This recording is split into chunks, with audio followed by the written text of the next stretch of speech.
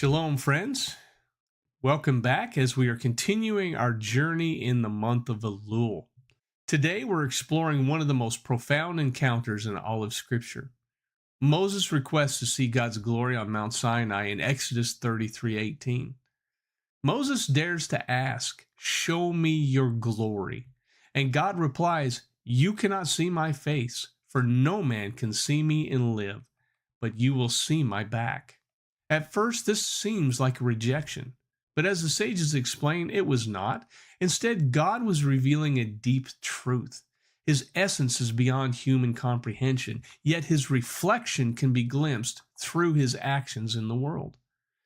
Rashi, commenting on this passage, explains that seeing God's face means perceiving the full depth of divine providence, understanding why God does what he does.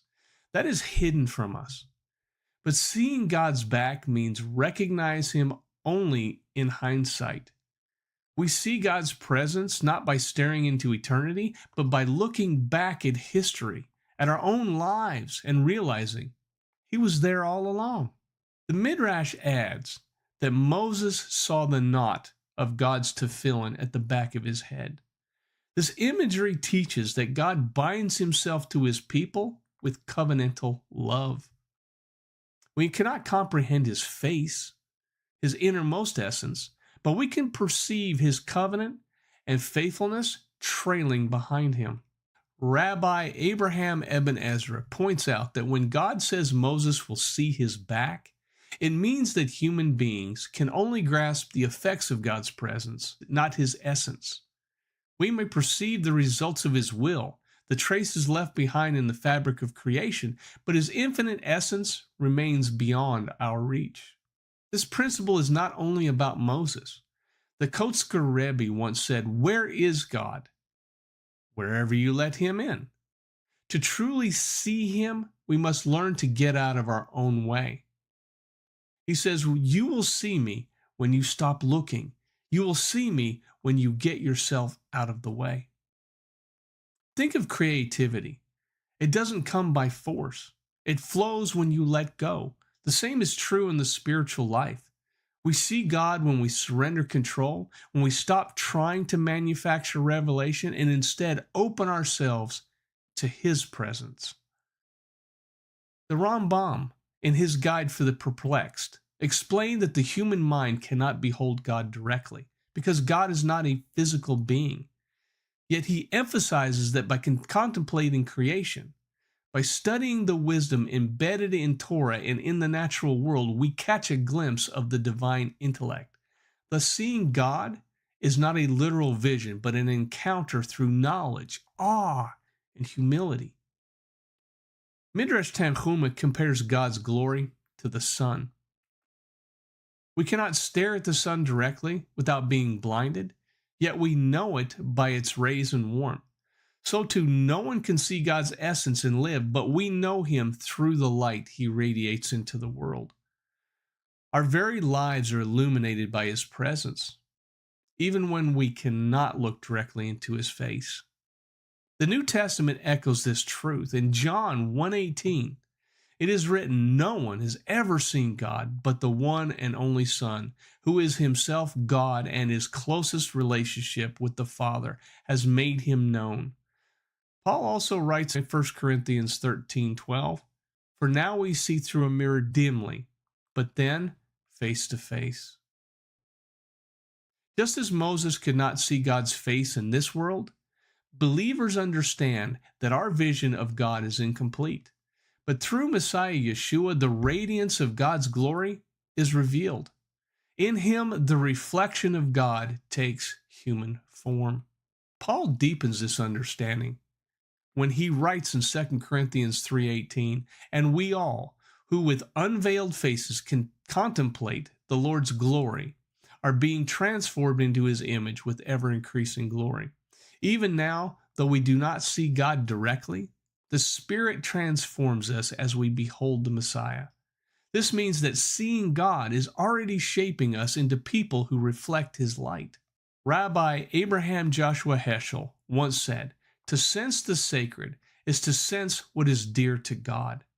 We cannot gaze upon his essence, But we can sense His presence when we align our lives with His heart, when we live justly, love mercy, and walk humbly with our God. This means that seeing God is not primarily about vision. It's about transformation. It's about learning to perceive Him in the quiet moments, in acts of kindness, in forgiveness, and in the hidden hand guiding our steps. There's also a future promise. Revelation 22:4 speaks of a time to come. They will see His face, and His name will be on their foreheads. What was impossible for Moses on Sinai will one day be granted to the redeemed in the world to come. Face-to-face communion with the eternal will be the destiny of those who walk faithfully with Him. But until that day, we walk by faith.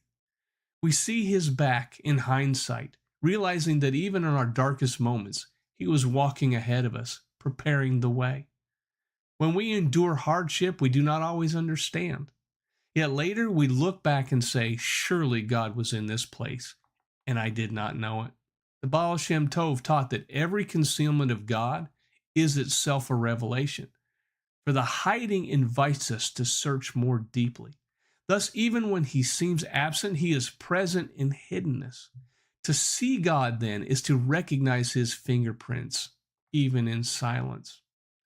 So what does this mean for us today? Like Moses, we long to see God's glory. But God teaches us, you will see me by not looking directly.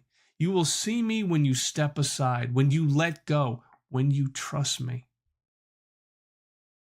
Until then, may we learn to see Him in the reflection of our lives, in the stories of our people, and in the love revealed through Messiah Yeshua.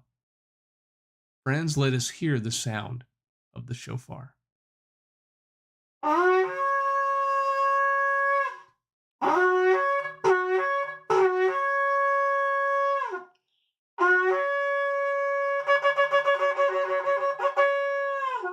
Shalom, friends. Thank you for joining us, and we're looking forward to seeing you back here tomorrow. Leitrot.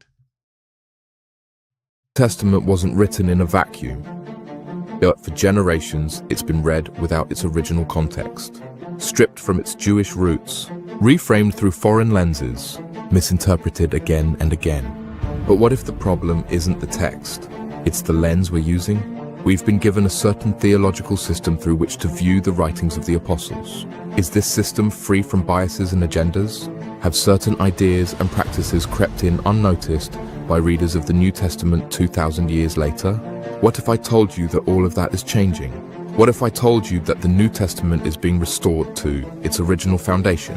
What if I told you that Gentiles are returning to the source of their faith rooted in the Torah?